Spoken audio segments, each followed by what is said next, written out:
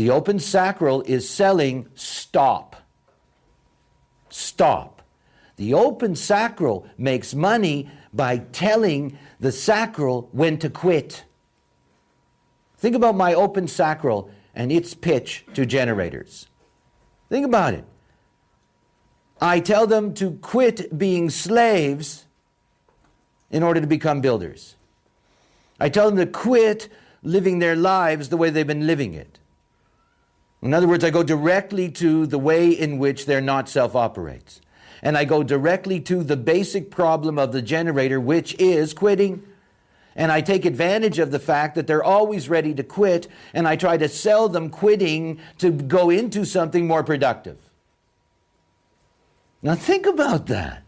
Now it doesn't matter whether I'm selling that to open sacrals who don't know dick about when to quit anything, or sacrals, who are in things and know when to quit, but it's the wrong things they're in, so they're ready to quit anyway.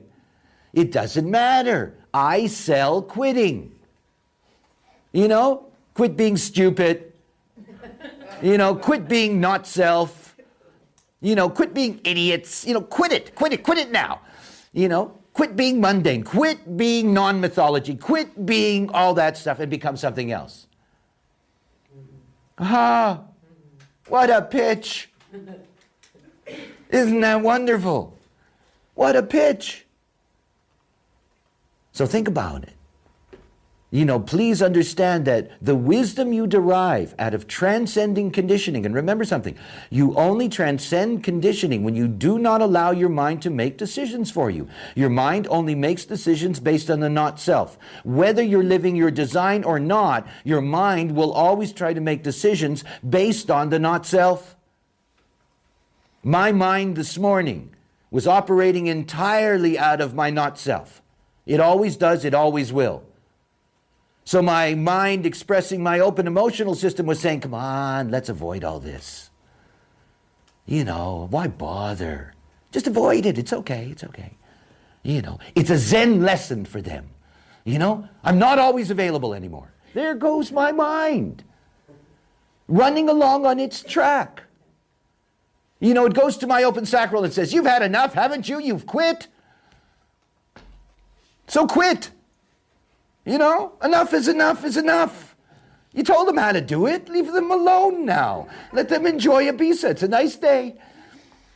There's my mind, right on my not self. Because that's all it will ever express. It's all it can ever express. Yet the moment that it's not making up my mind, the moment it's not my decision-making source, is the moment that I'm very wise about all those things. I know the game. And because you know the game of your open center, it means you know how to profit from it. You do. Now, there's something to understand about this. This is not about mental manipulation. This is not about taking advantage. What I'm actually teaching you is a mechanical thing that works anyway. And the more correct you are, the more correct it simply works. That's my thing about telling people when they're correct, they'll enter into the correct work. It's really something to understand. And they'll enter into it towards all of those things that we're discussing here because that's their mechanic. Now, for us to be aware of it is an advantage. And the advantage is the signposts. I love signposts. I love to see that the way in which material does come into my life is through the venues of those open centers, and my ability to take the wisdom of those open centers and use it and turn it into a product, a service, whatever the case may be. And it's a constant reminder of how it works. Now, obviously, to other levels, in dealing with looking at the potential of a person, of their direction on the material plane, of many other things, it will be beneficial in the analytical sense to be able to see these things for the other. But I really want you to understand, if you're correct, this will operate correctly. Okay, so we are in the sacral. Let's go through the sacral themes. Let's go through these themes of quitting. Remember, it's themes of when to quit. When to quit is the product. Right? I'm going to start with the 5. particularly in my recent trip to America, where I had a chance to work with generators and manifesting generators, that I had a lot of time not working in translation. I had a lot of time, like here, to be able to go into the aspects of being a generator and really explore it and open it up for generators. I do want you to grasp something essential, that generators make life happen. I mean, they literally make life happen. They literally generate what we call life in every way that you can imagine it, in every way you can imagine it. If you took all the generators off the planet, life would die. Human life would end. It would end. Manifestors, projectors, reflectors, these are, I joke and call them cosmic parasites, but, basically they're here for the ride. Basically they're here to bring the concept of life as opposed to the reality of work, into the mix. But within themselves, they do not generate life. They are not fertile in the sense of building the world that we live in. So generators carry within them a disproportionate responsibility for the nature of the world we live in, which is why I try to wake up generators. Okay, the key to all of that is the fifth gate. The fifth gate is universal in forms of life. And when you're looking at the fifth gate, what you're looking at is the generation of the pattern itself of life. The pattern itself. So what is the pure material pattern that's generated? Don't you love this line? The third line of the fifth gate, compulsiveness. Isn't that incredible? We are compulsively driven on the material plane. It's a compulsion.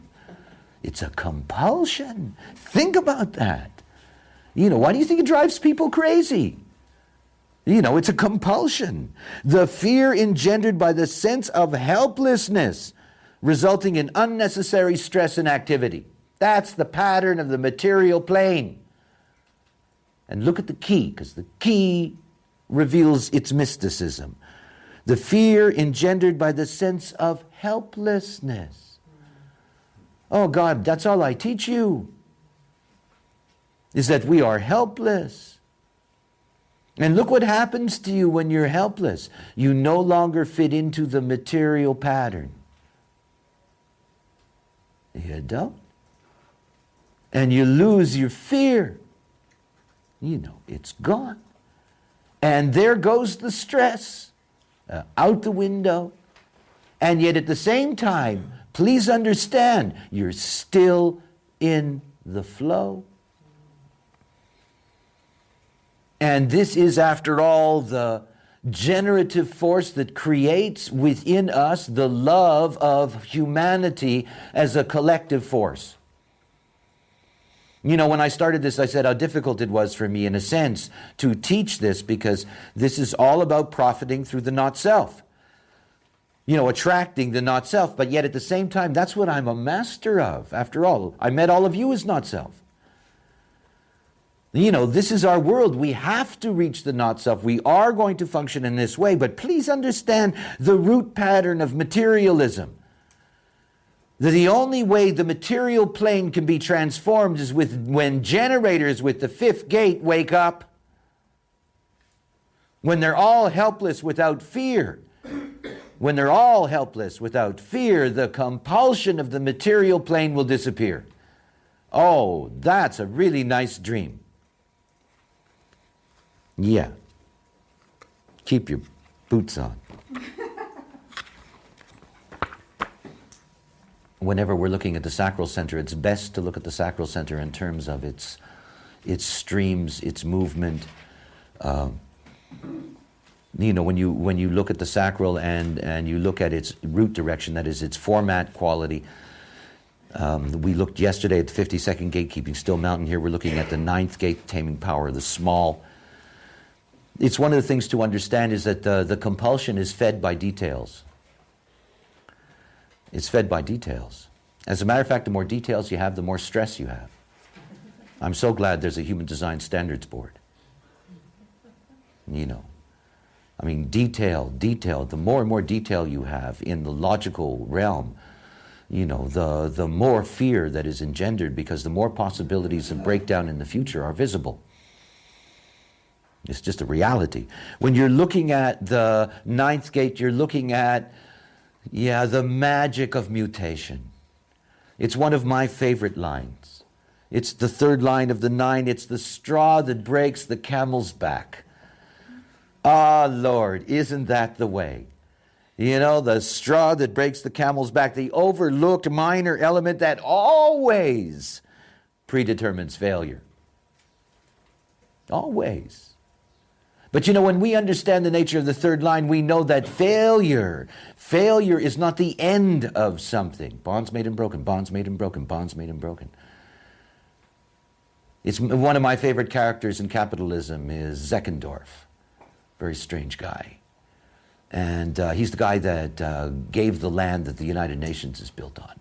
He was a real estate developer in America in the early part of the 20th century. And he went bankrupt 3 times. He was a millionaire 3 times, went bankrupt 3 times, ended his life as a very wealthy man. And he was asked about failure, and he was asked about what it felt like to fail. And he said, well, never made any difference to me. He said, if I owed $1 million, I felt as rich as when I had $1 million. Didn't make any difference to me. This is the magic of the potential of the third line on the material plane. There is no such thing as failure, but there are going to be mistakes, and the mistakes are going to be in the detail. And that's why the detail naturally engenders fear and compulsion. It's just the way that it works. So it's one of the things to understand about growth, material growth, and how to sell material growth, is that this is all about, you have to focus on the detail. You have to quit overlooking the details. Quit overlooking the details. And this is one of the most important things in running any kind of business, whether it's personal or whatever. If you do not know the details, sooner or later, it's going to catch up with you. And the fact that if you do not have all the details, you are going to end up being much more fearful, much more compulsive in order to stay in the material flow. Cross over to the abstract side and go over to the 29th gate.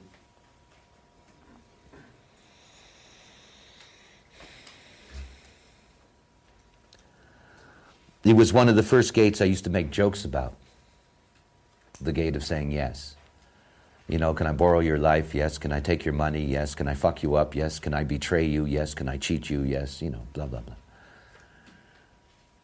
And it gave, in many ways, a false impression of the 29th gate. But it was good for a few laughs for years. And it is a partial truth of the 29th gate. Blindness of the not self in commitment, particularly blindness in the sacral center in terms of commitment. And yet at the same time, to recognize something about the 29th gate is that it is one thing to be theoretical about the nature of the future of a business and to focus on the details of any enterprise and to make money by convincing people that the way they're doing things has not been correct. Remember, everything about making money is about learning from mistakes. Everything about making money is learning from mistakes. Everything. It's a third line phenomena. You must learn from mistakes. And when you're being theoretical, there are no mistakes. There's just this laid out formula. The real proof is in the cooking, You got to get in there and see whether the theory can operate in practice, and that's what the abstract is all about. The 29th gate is the commitment to the process. And of course, this is very, very important. When to say yes, when to make the commitment, and to make a commitment not based on the future, but to make a commitment based on the past. And based on what the knowledge has been gathered from the past. And you can see that this is exemplified here. Classic third line, evaluation. In this context, properly assessed inaction. Inaction. You see, knowing when to quit. Knowing when to end a product line because it's not going to make money for you. knowing when to terminate certain people, knowing when to quit yourself, knowing all of those things. Because remember, human design's a binary. We often forget that. It's the simplest truth of this knowledge. The gate of making commitment is also the gate of not making commitments. The gate of saying yes is also the gate of saying no. And that you really have to see that one of the most important things is to know when and to what to make a commitment.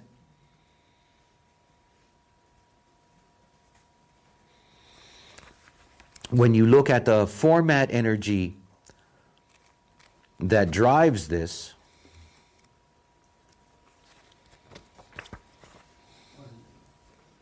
we come to the 42nd gate. You know, there's many levels of knowledge in the Rei Ching. The general descriptions of gates are often very profound. The general description of the 42nd gate is the expansion of the resources which maximizes the development of full potential. I mean, the expansion of the resources. And how are all those resources expanded? The third line, trial and error. If there is ever a third line of any gate that speaks in the genetic continuity for what a third line is, this is the place. And remember that the 42nd gate is something very special. It says something very important about the material way. Finish what you start. You know? It's the whole thing about the 42nd gate. And finish what you start is not eternal. Finish what you start is cyclical. Everything is on 7-year cycles. Everything. This is the cellular process. If you quit something in the middle of a 7-year cycle, even though you walk away, you will take the rest of that time with you and you will not be whole in your next process. You will still be carrying baggage. Lots of it. Lots of it. That's why we want to train people so at the end of their 7-year cycle, they're ready to go out and deal with the world correctly through this knowledge. And so it's something very clear to understand about the 42nd gate. It says, if you want to maximize resources, you go through the trial and error process. You go through the cycle. Remember, generators are allowed to quit. They're here to know when enough is enough.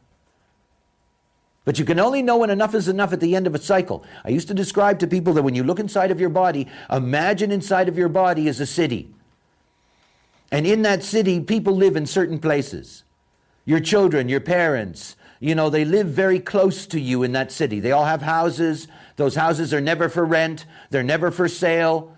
They're always there long after your parents are dead, long after your children go out into the world. They still have that place inside of you. But there are other people. There are acquaintances of yours that live in neighborhoods nearby, you know, that rent places, usually cyclic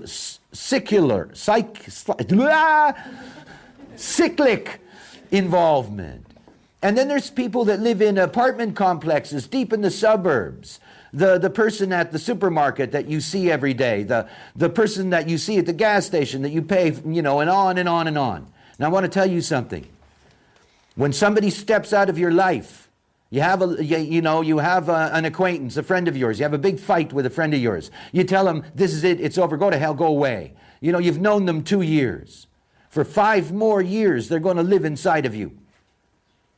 5 more years. If you don't see them in those 5 years, at the end of the full 7-year cycle, their place is for rent, and they're gone. And this is something to understand about the 42nd gate. Is that the whole thing about the generative process is that the generative process generates the 7-year cycle. A single human cell is a 15.5.3. The mutation of the flow. Everything. You know, you really have to see that it's all generated, it's all put out there. We're generated on 7-year cycles. So completion is completing 7-year cycles. And here you can see trial and error. In times of increase, mistakes are natural and part of the process. The energy and assertion to turn mistakes into advantages. The power to accept mistakes as part of growth. This is a holy line. It's the great third line. Any of you got a third line in your profile? Read it once a day. Recognize how magical that is. It's the truth. If you want to maximize your potential, you must go through trial and error. Otherwise, there's no discovery. Otherwise, there's no efficiency. Otherwise, we don't refine. We don't perfect. We don't.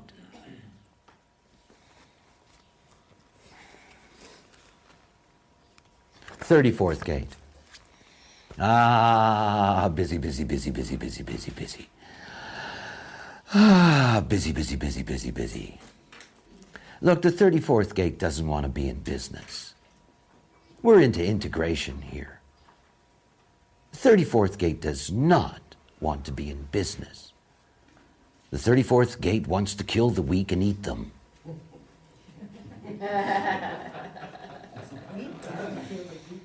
That's all. What do you mean, work? I'm too busy chewing to work. Power is only great when its display or use serves the common good.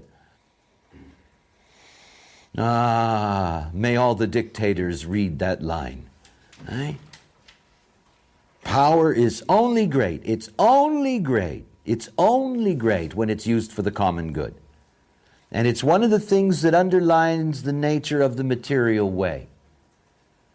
It's one of the things that you see, even though many of us criticize it negatively.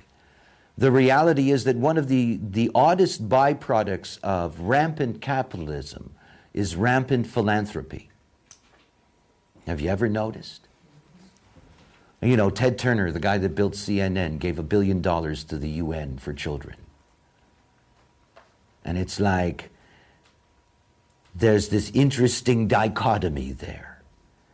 Power is only valuable and is only valued and respected when it's used for the common good. All of the great robber barons of American capitalism, whether they be the Carnegies or the Rockefellers, have had institutions running now for over 100 years that have benefited millions and millions of people, serving the common good. And I bring this up only in the context of the 34th gate, because remember, the 34th gate, it doesn't want to do all of that. It just wants to survive. It is about just individual survival.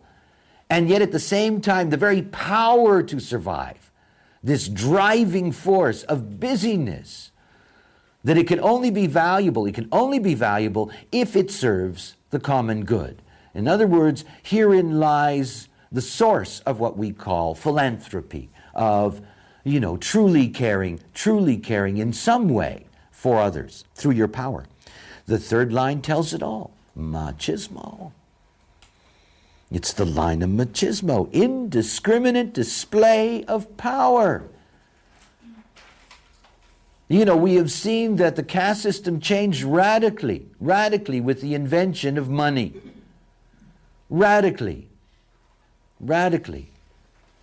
It's one of the things that is always so crude for me about my American experience, where North American, I'm a Canadian after all, that experience of people asking you how much you make. It's one of the oddest things. You meet somebody for the first time, what do you do? And you go, and they say, well, how much do you make? For me, I'm so private. It's like, what the fuck is it? It's like, get out of my face. I don't want to talk to you. Anyway, you really have to see that is, not all of our societies in the West are that direct, but we do it in other ways. Look at the car that they, it goes on and on and on. Look at the clothes they're wearing, the this and that, the so forth and so on. It's all about money. And the caste system is based on money. As much as there's old English farts hanging out who think it's all crude, the reality is that it's money. Money talks and bullshit walks. Money's got the power. And if you've got a lot of money, you've got more power than somebody who doesn't. It's just the way the not-self works. And so you can see that in integration gives money-making a bad name. It just does. This is the part that everybody says, oh, it's all so vicious and dirty. And of course, it's not. It's not. It's just that you're dealing with very, very selfish, survival-oriented energy. It doesn't look like they care about anybody else. You know, it doesn't look like they're going to benefit anybody else. I mean, you know. Anyway. Machismo. Ooh. Let us now go to the third gate and talk about mutation. Oh, how boring life would be if there was nothing new. You know. And you can see that newness is the most attractive thing of all. If you can't sell something new, you know, you're going to have a hard time. That means that everything has to be revitalized. You know, if I was the great cosmic product manager, I would say every 7 years of a product's life, you completely revamp it. Every 7 years. Every 7 years, you make it new and improved. If you don't make it new and improved, it isn't going to get any attention. I knew one thing when I was given this knowledge. I knew that I had a chance because nobody had ever seen it before. I mean, that's the only chance I had. I knew I had a chance because nobody had ever seen it before. It was really new. I mean, that was one of my first lines. Look, this is really new. It's different. It's really different. You know. And this is something to understand about humanity, is that we are an evolutionary mutative species. And that we always are flagged by the new. Hey, there's something new over there. I mean, I've spent 20 years of my life on this island. Anything that's new, they know about it here. Anything that's new. I mean, this is a place that collects newness while it maintains oldness. You know, the latest trend, the latest this, the newest that. And human beings love it. I remember when I was a teenager, you know, waiting for the new dance. And you got to a point where you expected a new dance every day. You know, because every day on the radio, there was some new dance. You know, you could do the banana nana and you could do the hua hua. And everybody was turned on by the new. It's new, you know. I lived in the drug culture all my life. I mean, there were moments where somebody would say, hey, there's something new. And you'd go, yeah? Where? I want to try it. What is it? How does it work? You know, new. We're into the new. Hey, look, if you can sell new, you're great. I mean, this is our business, eh? We're new. We're selling the new. We're not even selling improved yet. You know? We're just selling new. You know, and everybody's out there going, what's new? Have you ever look at any of these standard esoteric magazines. There is so much shit in there. I mean, wall-to-wall crap, eh? All over the place. Most of it is improved. You know, there's 1,800 variations of the same yoga. You know, there's 27,000 variations of astrology. You know, it goes on and on. It's all improved. You get a better looking this, you get a better looking that, you know. I don't want to get too nasty. I'm into the new. So it's one of the things to understand is that new sells. So quit the old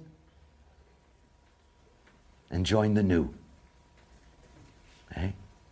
I loved that. A couple of years ago, the American military wasn't getting its professional army. And they had this wonderful series of advertising to try to bring people in. Join the new army. Yeah. Shit. What do you mean new? The improved, please, but it's not new. You know, I really didn't like that. I mean, all right, improved is okay. You know, more sophisticated. You know, but new? No, this is not new. If you want to sell new, you really got to have something new. And every time, and this is it. Look at marketing. Look at all the marketing. Every single aspect of marketing you're going to look at is going to try to give you something new. You know, when the Super Bowl in the United States, an athletic event, gets the most advertising every year, billions of dollars spent because you get a vast, vast audience. Everybody's waiting for the new beer commercial.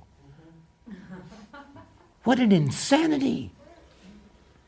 You know, it's like you're waiting for the sequel to Star Wars, you know? I want to see the new Budweiser commercial because I want to see those funny, if you've ever seen it, you'll know what I'm talking about. I want to see what they're going to say to each other, you know? It's cute, blah, blah, blah. But it's new. Everything's new. Jesus Christ, you know, I bought a DVD 2 years ago. I can't even use the damn thing, you know? Because the DVDs are new. They got new this. I go to the shop and say to the guy, look, excuse me, I bought this latest technology. It was 6 months old at the time. And I bought some DVDs and they wouldn't run on the machine. And I said to him, why don't they run? He said, well, these DVDs operate on this, whatever. I don't know anyway. I said to him, yeah, but this is a DVD machine, right? Well, I said to him, how much is it going to cost so this DVD machine will play these DVDs? So it was something like 200 euros. So I spend 200 euros, right? Puts a chip in my box. I bring the thing here to Ibiza, right? Now this DVD has already cost me more money than God, you know? And I come here, I go buy a DVD the other day. I put it in the machine. The machine says to me, I don't read this, spend more money. There are new and improved DVD machines. And by the time I go out, and in frustration, I am forced to do this now, I will go buy a new, brand new, improved DVD machine that supposedly carries QR, RR, DRR, FQ, and all the rest of the shit that you can play on these things now. New and improved. New and improved. I got a monitor I don't use anymore. It's old. Thing's 3 years old. You know? It's old. It's last century's technology. You know? We're all making money on new, and we are the biggest suckers. Us. I mean, you have to see that. How powerful the pitch is. Quit the old, join the new. Eh? I mean, they're pitching that at the Iraqis today. Eh? You know, join the new. Let's loot together. Anyway.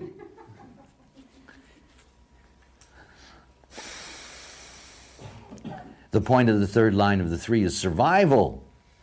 Is survival.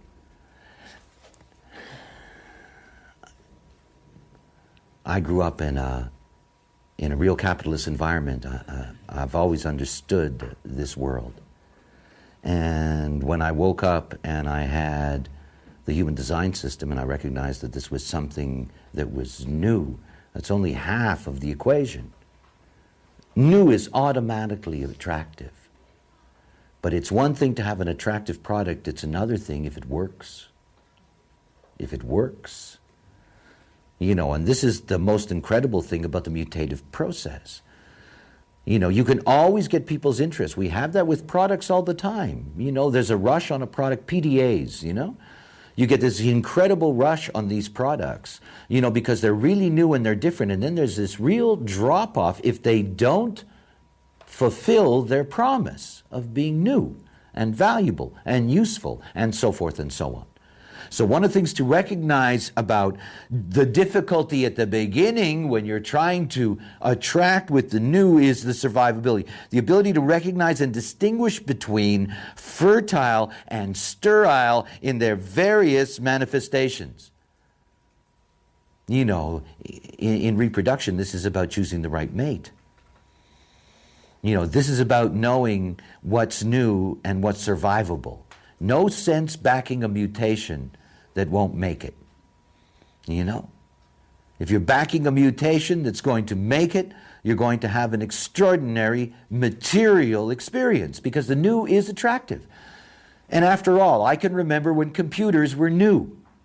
when the personal computer was new. I can remember when the laptop was just, you know, a magazine ad before I'd ever seen one in a shop. You know, and that new because it functioned and provided incredible possibilities and service. Look at how it transformed our world overnight. This is new. And this is how the new works. But the new is based on something very basic. If you can't get to the end of the first cycle, if you can't get to new and improved, you're not going to make it. It's just going to die on the vine. And that's the whole thing about mutation.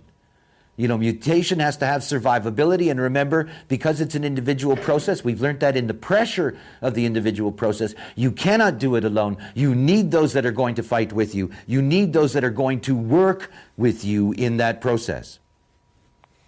You know, I'm my north node in the second gate, in the first line. And being somebody who has absolutely no activation in the sacral center, that of all the sacral gates, though I am impacted in integration by the 34, of all the sacral gates, the one that I have the deepest connection to is the 14. And the 14th gate has, for me, carries with it the whole image, the whole root in ancient Chinese philosophy of the material way. You know, even when you read the traditional I Ching, you meet the symbolism of poverty and wealth, the transition of poverty to wealth, the symbol of the wagon, the nature of the wagon, that the wagon can be full, that there can be great abundance within the wagon can be empty, there can be great suffering in the emptiness of the wagon. The 14th gate is the energy to fill the wagon, literally. It is the deepest font of our material vision and direction. It is the source of the Penta's dream. You know, this is something very, very extraordinary in the 14th gate. It says the accumulation, this is the keynote for the whole hexagram, the accumulation and retention of power and wealth through skilled interaction, coupling grace with control. Grace with control. Oh, I do like that. See, the 34th gate is without grace. I know that. I know it so well. There is no demand on the savage to be graceful. None whatsoever. But in the 14th gate, in the ultimate service of the common good, there is extraordinary grace that comes with power. Extraordinary grace. You know, this is the vision of all of us sharing in the bounty of this planet. All of us. And again, not sharing in the bounty of this planet as equals, but sharing in the bounty of this planet as unique individuals who have a right to the resources they deserve. Period. Anyway, in the 14th gate, in the third line, you see the true value that must be brought by anything new. And if it doesn't bring this value, it can never succeed as a mutation. And this value is service. Service. This is the great line of service. The utilization of talent and wealth for the highest good. The utilization of talent and wealth for the highest good. Selfless contribution to society. The key to power lies in selfless contribution to others. See, when you bring something new into the world, remember the romance we've looked at in individuality. When you bring something new into the world, you are not here to bring it in for the direct material benefit. I did not. You bring it out of love. It's a passion. That's the selflessness. It's the passion. You do it for the love of it. And when you dedicate your talent and wealth to something, that it is your love of it, that's when you get your reward. Only then. And I'm speaking of the new. You don't have to love the way you make money collectively. You don't have to love the way you make money tribally. But you must love the way you make money when you're bringing mutation into the world. You must love it for itself. The utilization of talent and wealth for the highest good. And by the way, don't misunderstand that. That's not a moral statement. The highest good that can be achieved by anything new is that it becomes old. You know, that's the highest good. You know, I can change and have my life changed for me in this point because the mutation that started in me after 2 full cycles, that mutation found its place. It took hold. It's only when it took hold, it's only when for some people meeting human design is not new anymore because it's out there somewhere. They've seen an article, a story, a friend, whatever the case may be. It's becoming ordinary. It's becoming normal. It's part of the collective now, truly part of the collective now. It has left its individual birthplace. It's left its tribal bridge that was its first mutation. And now, only in these days that we're here, has it entered into a new cycle of being collective. That's the great triumph of anything new, that it becomes part of Solomon's world, where nothing is new under the sun. This is its maturity. The 27th gate. You know, everything about the 5027 is about responsibility. You know, if nobody's going to be responsible, we're fucked. So responsibility is something that is inherent in this channel. And it is a responsibility ultimately to educate. That the more you educate, that the greater the wealth that you ultimately create. It's one of the things to understand about the development of our Western societies is that from the moment that we institutionalized education as something that was public and general is the moment that we created a new level of potential earning standards. So that we have come to see that we tell our children that without education, whatever that education may be, without training, without whatever it is, that they're not going to be able to have a high potential in terms of their ability to take in resources. So one of the basic things to recognize about dealing with the defense circuit and dealing with this deep tribal support system is that this is all about making money through education. And it's something very important to grasp. Nourishing the capacity to earn. And education in many ways, on-job training, teaching people in school, whatever the case may be, this is an educational function. The enhancement of the quality and substance of all activities through caring. It's a very beautiful hexagram. And when we look at the third line, we see this great line, greed. Oh, I love this line. I love lines that people automatically have a wrong impression about. You know, perversion, corruption, you know, all of these lines, prima donna, all of these lines that people go, oh, oh, oh, oh, you know, I love it, I love it. Yes, yes, you're greedy. Anyway, the obsession.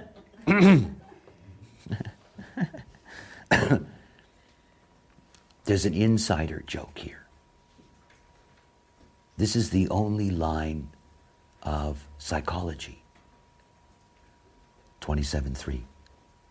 This is the only line about the probing of motivation. Only one. Only one. You see, we have learned something in our time. If you can be really smart, you can gain an advantage over the other. The moment you have more information than they have, you have an advantage over them. The power trip of people who do readings. Eh? I know more than you. I have an advantage. And I got to that advantage because I wanted to know much more than anybody else knows. It's a different kind of greed. It's the greed for knowledge. Remember that people have tried as a cliche to link knowledge and power. You can see there is no linkage. They're very different. They're very different. We are here to be greedy for knowledge and to feed on that greed. You go to a third-rate American university and pay $18,000 a year for a university education that really is of minor value. If you go to an elite university, you can spend a fortune, hundreds of thousands of dollars to educate your children. You know, people make money that way. After all, look at what I charge. You know, I charge you a lot of money. Eh? You want to be greedy for more knowledge than you need? Fuck you. I don't care. You want to pay for it? Poof, go ahead. It's okay with me. Eh? I mean, I feed that greed. I could go on forever telling you things. You know that. You want to know all of it? You want to know everything? You want to know everything that I know? Yeah, sure, you can come along. I'll take you on the whole journey. That's fine. And yes, it will give you certain advantages. There's no question about that, at least within yourself. Okay, third line. Greed, the obsession with having more than one needs. Here, the psychological manifestation. It's the only line that mentions psychology. The obsession and dependency on knowing what is hidden. The secret policeman. The power derived in having more than one needs, whether sexually, mentally, or materially. Ah, yes. This is one of the most important things about the tribe and the contribution of the tribe that I love so much, is that it is only the tribe that realizes that being smart is very important. Smart. Remember, the tribe is smart in certain ways. They're smart about making deals. They're smart about how they find support. There is a smartness there. And the tribe nourishes that smartness. You know, tribes really feel successful when their children are educated. You know, when they begin to really flower, when they begin to have all of the advantages. It's all education. So here you have to see that one of the things about educating is that the lure is the greed. It's the greed. I can remember when I was in high school, the guidance counselor came in to give a speech to our high school graduating class, or it was the year before our graduating class. And they came in and they started writing on the blackboard. You know, if you have a grade 10 education, this is your average earning. If you have a grade 11 education, this is your average earning. If you have grade 12 education, this is your average earning. If you have a bachelor's degree, this is your average earning. You know, if you have a master's degree, blah, blah, blah. If you have a technical degree, da, da, da. If you know, blah, blah, blah, blah, blah. And you know, you'd sit there as a kid and, you know, the starting point in that era was like, I don't want to make that little money. I mean, that's terrible, you know. You know. And it's all greed. It's like, yeah, you study for 7 years as a doctor and you can rip people off for the rest of your life even while you kill them. You know? I was like, oh, okay, yeah, greed.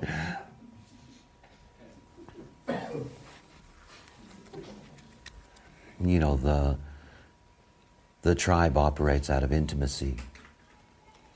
And the support mechanism operates out of intimacy. You know, always keeping in mind that the sacral center is about knowing when to quit, you know, knowing what to quit, knowing how to, you know, not make the same mistakes. I can't tell you how many fathers have told their sons, get an education, I didn't. You know, it's like, don't quit, keep on going. This is very important. I was a quitter and it cost me, blah, blah, blah, blah, blah. All that kind of stuff. Again, you have to see that the sales pitch is there underneath all the time. When we're dealing with the 59th gate, when we're dealing with the genetic power of the 59th gate, we know what it does. The gate is the ability to break down barriers to achieve union. It's the breaking down of barriers. And it's one of the things to understand about the nature of the tribe is that you cannot market the tribe without intimacy. You can't. You can't get the tribe to support you unless you are going to physically be involved with them. Very hard for tribal societies, for example, to participate in globalization. It's just not real for them. It's just not. It's not like, knowing that their next door neighbor is growing the tomatoes. The relationships, the ability that the head man or head woman is somebody you get to smell and touch regularly. They're one of yours. They belong to you. They're kin. They're going to serve you. And it's one of the things to see about the way in which mutation works. Understand something about the mutative process. The only thing that is always successful is what's new. You can always do well with what's new. But if doing well with what's new, remember you can do well for 7 years and disappear. If doing well with what's new is going to really have power and mutative potential, then the first thing it has to do is it has to impact the tribe. It has to impact the tribe. Only the tribe lays the foundation for the collective. Only the tribe. So whenever you're dealing with the tribal level, the new has to be introduced personally. Personally. You really have to be there. It's not the, as my daughter describes it, the phone bitch. The automatic answering phone people. Where you call up a business and you get this recording that says, if you want to complain, press 1. If you don't want to complain, press 2. If you don't understand what I'm saying, dial again and see if you can get online. If you want to talk to a human being, you'll have to wait at least a week. The phone bitch. This is the one you want to kill them. And if you're a tribal person, and you've been going to the local tienda to get your cookies every day, it's like, ooh, this is very difficult. So it's one of the things to understand about getting something going. A tribal person, the revolution of the handheld telephone. The tribal person doesn't really know its value until you go to the village. You go to the village and you say, here, this is a portable telephone. You don't have to walk 12 miles to the payphone in that village that doesn't work. You can stand here, right here, and you can talk. See, look, here, and let it. Have you ever seen those scenes? I was watching the introduction of a new kind of computer developed in Silicon Valley in India. Their Silicon Valley. In order to be able to get people to speed up the legal process there, which is very, very slow, to be able to do documents on computer boards, to write on these little, computer plates, and it will be sent and so forth and so on. And there's this guy in this village. This village has one television. It's got a couple of handies. And here's this guy introducing really sophisticated technology, and there's all these village children and their parents, and everybody's looking, and now this is the only way to bring it to them. And you put it in their hands. You put it in their hands, and you help them, and you show them, and everybody's watching, and mutation at work, and they're all excited, and they all want it. But if you do that from out there somewhere, it doesn't work. 59.3 is openness. It's just openness, period. It is the search for the identity. It's the search for security. And the only way that you're going to prove the value of your product is that you're going to prove it through being supported by, quote unquote, testimonials. You know, this is the way it works. And the tribe is always ready to try anything new. Everybody thinks the tribes are locked, but they're not. But you see, somebody from their world has to introduce something new to them, and they'll buy it like that. I mean, when I came to this island, you know, practically no local drove a car. They sell Mercedes here and Maseratis. You've got an island where the national driving experience is 5 years. Be careful. I saw somebody that I know here, and he was saying, "Oh, nice man," and he drove by in a Maserati, and I thought, "Oh God, you bring the new." You know, the moment that you do that, you know, this is something that's so important. So it's one of the things about understanding the nature of maintaining support in any business is contact. So many businesses fail by not providing support, intimacy. Intimacy. You know, now we have many ways of doing that. We have many ways in the modern sense of letting them know that we're thinking about them, you know, that we care about them. But you know, 10 emails does not replace a lunch. And it will never replace a lunch. It can't. It can't. Because in the end, intimacy is the one thing that maintains support.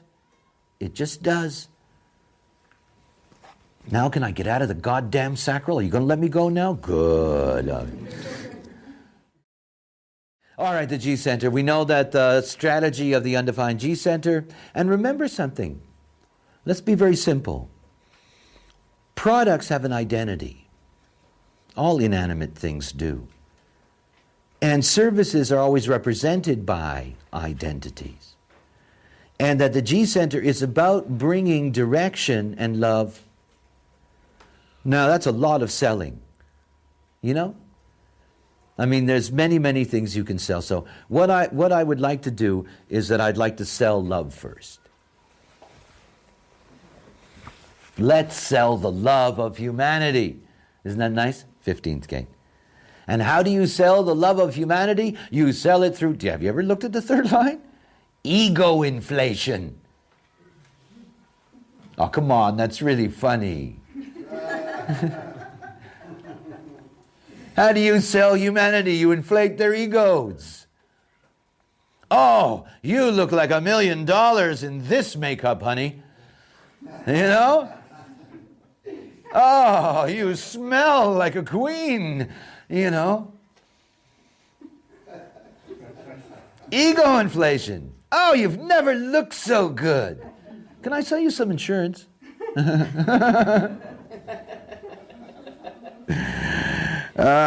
The risk that modesty once recognized will self-destruct. Oh, there's such a great joke in all that.